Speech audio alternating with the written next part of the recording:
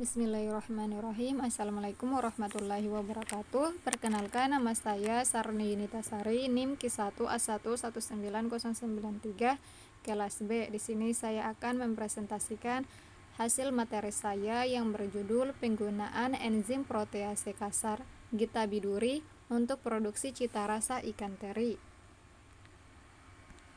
Latar belakang. Tanaman biduri merupakan jenis tanaman semak yang hanya tumbuh liar pada daerah kering termaksud di Sulawesi. Tanaman ini tumbuh subur di Kota Palu. Dari seluruh bagian tanaman biduri akan mengalir getah pada tempat yang dilukai atau dipotong. Menurut Witono 2002 melaporkan bahwa ekstrak dari tanaman biduri baik dari getah, daun maupun batang memiliki potensi tinggi sebagai sumber penghasil enzim protease, di mana enzim protease merupakan jenis enzim hidrolase yang bekerja dengan mendegradasi protein dan banyak dimanfaatkan pada industri pangan seperti pengemuk daging, pembuatan keju, pembuatan roti, penjernih bir, pembuatan hidrolisat protein, dan lain sebagainya. Enzim protease dari biduri sangat berpotensi sebagai katalis aktif dalam produksi cita rasa atau flavor. Metode penelitian. Penelitian yang dilakukan terdiri atas beberapa tahap. Yang pertama, isolasi enzim protease kasar getah biduri. Getah tanaman biduri dipanen saat pagi hari agar getah yang diperoleh lebih banyak. Getah biduri yang terkumpul diukur volumenya sebanyak 600 ml dan ditempatkan 1 liter menggunakan Aquades. Kedua, pembuatan tepung ikan teri.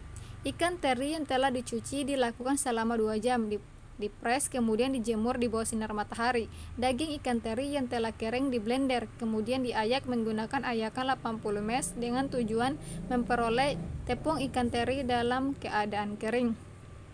Ketiga, hidrolisis tepung ikan teri dengan isolat enzim protease kasar getah biduri. Reaksi hidrolisis dilakukan dengan cara tepung ikan teri dengan jumlah tertentu dicampurkan dengan larutan buffer fosfat pH 7 dengan rasio bahan 1:8.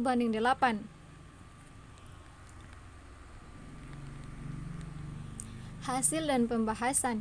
Kadar air protein cita rasa ikan teri. Hasil analisis yang diperoleh pada gambar 1 menunjukkan bahwa kadar air cita rasa ikan teri tertinggi 6,22% terdapat pada penggunaan 2% protease biduri dengan waktu hidrolisis 1 jam. Sedangkan kadar air terendah 4,4% terdapat pada penggunaan 3% protease biduri dengan waktu hidrolisis 1,5 jam. Hasil analisis seragam menunjukkan tidak terdapat interaksi antara konsentrasi protease dengan waktu hidrolisis terhadap kadar air cita rasa ikan teri. Konsentrasi protease biduri dipengaruhi terhadap kadar air cita rasa ikan teri, sedangkan waktu hidrolisis tidak berpengaruh. Hal ini menunjukkan terdapat perbedaan kadar air pada waktu hidrolisis yang berbeda. Kadar protein terlarut produk cita rasa ikan teri. Protein tidak larut dapat dihidrolisis menjadi protein terlarut dengan menggunakan enzim protease yang memutus ikatan pada polipeptida protein menjadi peptida yang lebih sederhana.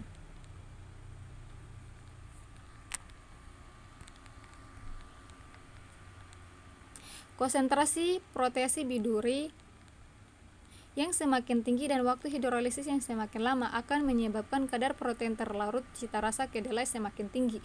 Peristiwa tersebut terjadi karena enzim protease akan memecah protein menjadi peptida sederhana dan asam-asam amino yang mudah larut. Protein terlarut pada penggunaan 1,5% protease biduri dengan waktu hidrolisis 1,5 jam adalah kombinasi terbaik dengan kadar protein terlarut yaitu 27,1%. Hasil tersebut menunjukkan bahwa hidrolisat protein ikan teri lebih banyak membentuk peptida rantai pendek dan asam amino bentuk L. Kadar asam amino produk cita rasa ikan teri. Menurut Nielsen 1997, semakin besar konsentrasi protease biduri dan semakin lama waktu hidrolisis, maka kadar protein terlarut hidrolisat kedelai semakin tinggi. Hal ini karena enzim protease bersifat memecah protein menjadi peptida pendek dan asam-asam amino yang mudah larut.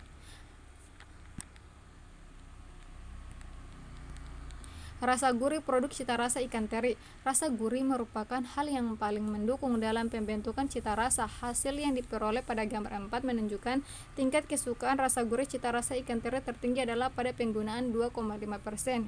Protease biduri dengan waktu hidrolisis 1,5 jam sebesar 5,133 atau agak gurih. Sedangkan tingkat kesukaan rasa gurih cita rasa ikan teri terendah adalah pada penggunaan 2%.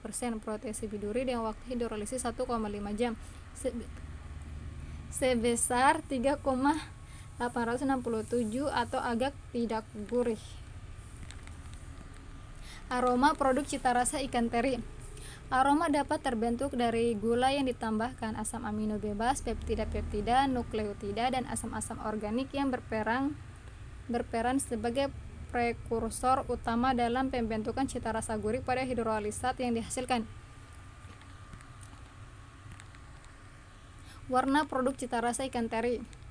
Warna cita rasa ikan teri yang ditimbulkan sangat tergantung dari proses hidrolisis, di mana warna yang dihasilkan adalah warna coklat khas pada ikan teri. Tingkat kesukaan warna produk cita rasa ikan teri tertinggi adalah pada penggunaan 1,5% protease biduri dengan waktu hidrolisis 1 jam sebesar 5,2 atau agak coklat, sedangkan tingkat kesukaan warna cita rasa ikan teri terendah adalah pada penggunaan 3% protease biduri dengan waktu hidrolisis 1,5 jam sebesar 4,003 atau netral.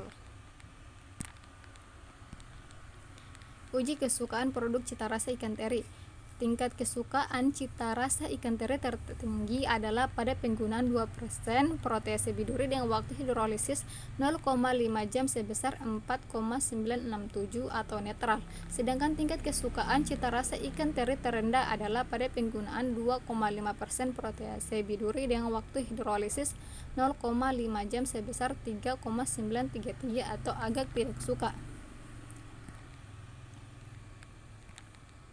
Kesimpulan, berdasarkan hasil penelitian yang diperoleh, maka dapat disimpulkan bahwa kadar air, kadar protein terlarut, kadar asam amino tertinggi terdapat pada penggunaan geta biduri 2,5% dengan waktu hidrolisis 1,5 jam.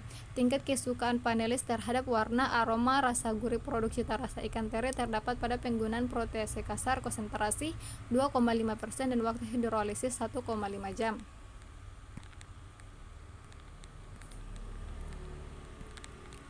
Sekian dan terima kasih. Wassalamualaikum warahmatullahi wabarakatuh.